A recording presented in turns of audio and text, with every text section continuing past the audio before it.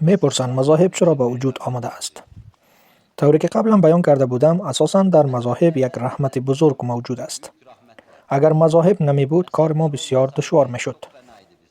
زیرا احوال عمومی رسول اکرم صلی الله علیه و سلم را در قالب تفسیرها، تعویلها و خصوصاً مسائل مربوط به تفرعات را امامان مذهب گویا در میان خود تقسیم نمودند و به همین شکل کسی که از یک آن متضرر شود و نظر به آن عمل کرده نتواند، در دیگر آن به راحتی می رسد.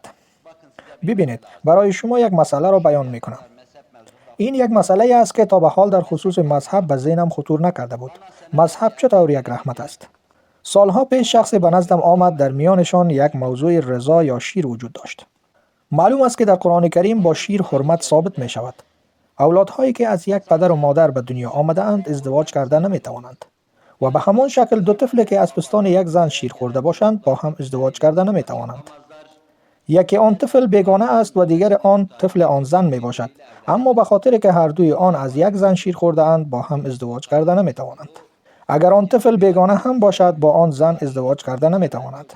آن زن او دختر را به پسرش گرفته نمی تواند.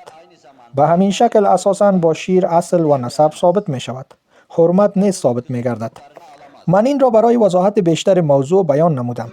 مسئله آن شخص هم موضوع شیر بود.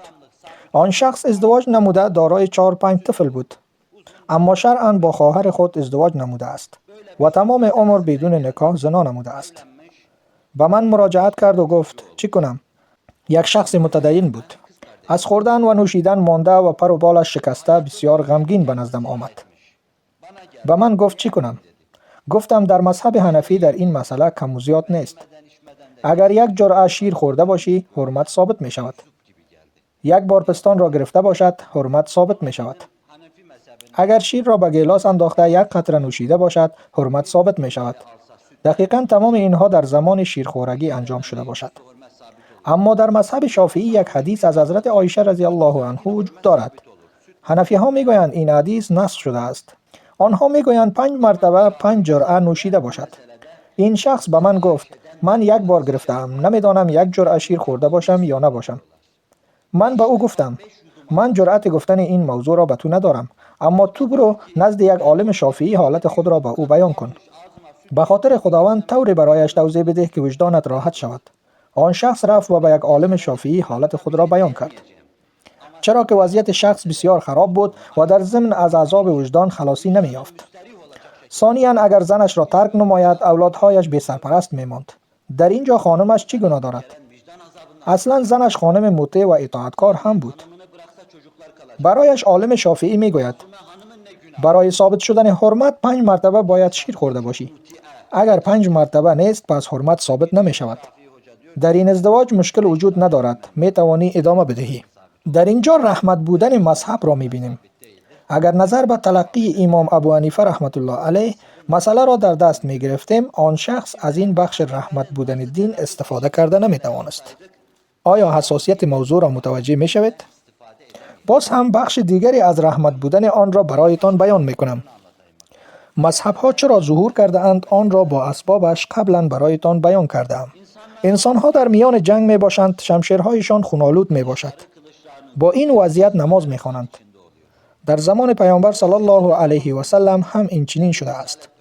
اگر نظر به مذهب حنفی بخواهی عمل کنی، در همچون شرایط هیچ عمل کرده نمی توانی.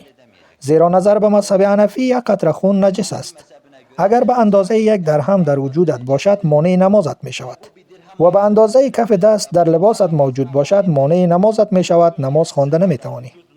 اما امام شافعی رحمت الله علیه از اینکه اصحاب پیامبر صلی الله علیه و سلم با شمشیرهای خونالودشان نماز خواندند پیش رفته مسئله را ثابت نموده است و می فرماید با آلودگی خون می توانی نماز بخوانی. اگر خون از بدن خارج شود وضو را باطل نمی کند و همچنان قول هم است که باطل می کند. در همچو حالت تو به امام شافعی اقتدا می کنی. می بینی که مذهب رحمت است، برایت رحمت می شود. برایتان باز هم یک مسئله را بیان می کنم. امام شافعی می گوید کسی که دستش به بدن خانمی که با او ازدواج کرده می تواند تماس کند وضویش می شکند. این بسیار خوب است. انسان نباید دست خود را به بدن یک خانم که با او نکاح کرده می تواند بزند. با دختر کاکا، دختر ماما، دختر عمه و دختر خاله نباید تماس دست داشته باشد. زیرا با آنها نکام می شود، به همین خاطر وضو را باطل می کند. فرضاً می گویی من رفتم دستم به دست دختر خالم خورد و وضو هم خراب شد، دوباره وضو می گیرم. اما زمانی که با وضو در حال طواف خانه کعبه هستید، اطرافتان زنان زیادی است که طواف می کنند. پاهایتان برهنه می باشد. این مقتضای احرام است. احرامتان را به بازوهایتان انداخته اید و هر قدر کوشش می کنید که دستتان را از تماس نگه دارید، باز هم خامخا تماس خواهید کرد. در آن حالت ازدحام ممکن نیست به مذهب شافعی عمل کرده بتوانید. در اینجا مذهب ما در مقابلت مانند رحمت ظاهر می شود. مذهب ما می گوید با تماس دست با زن وضو خراب نمی شود. آیا درک می کنید رحمت بودن مذهب را؟ تمام این مسائل را در یک جا جمع کردن هم ممکن نیست، زیرا اینها اساساً نظر به احکام استنباط در راه بیرون کردن حکم از قرآن و سنت چطوری که باید درک می شد همان قسم آن را درک نمودند.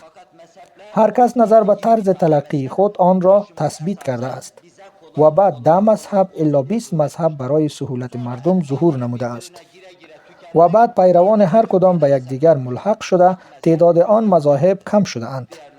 4 مذهب باقی مانده است. امروز 4 مذهب حق وجود دارد. دیگران آن از بین رفته اند، فقط 4 مذهب باقی مانده است. من قبلا این موضوع را عریض و عمیق توضیح داده ام. این بار جهت رحمت بودن مذاهب و چرا مذاهب ظهور کرده اند به جواب این پرسش ها اینها را بیان نمودم.